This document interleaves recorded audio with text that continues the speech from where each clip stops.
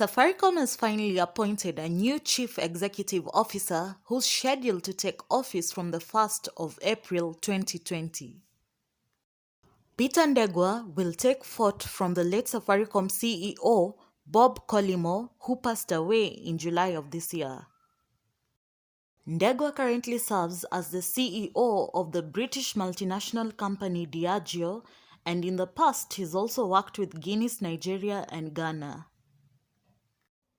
Let's rewind back and take a look at the history of the telecom sector in Kenya.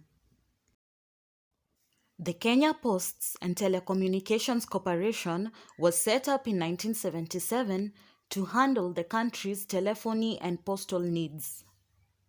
In the mid-90s, our government developed and adopted new economic policies supported by the International Monetary Fund as well as the World Bank. The recommendation that came with it was to split up the three separate entities under the Kenya Posts and Telecommunication Corporation. The first entity was the Postal Corporation of Kenya, better known as Posta, which was tasked with overseeing the postal services in the country. And then there was the Communications Commission of Kenya, which is now known as the Communications Authority of Kenya, and it served as an industry regulator. The third entity was Telkom Kenya, which had a monopolized control over the telephony sector until 1997.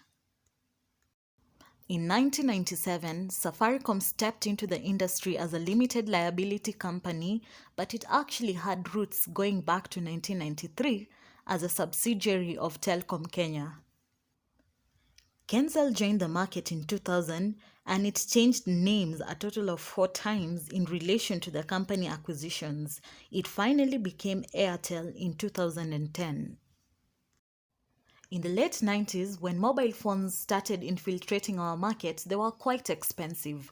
You had to be a working class person with at least 10,000 to 15,000 to spare to buy one of these gadgets, and they were the most basic type of phones that could only call and text, and maybe perhaps if they came with other features, it was a calculator.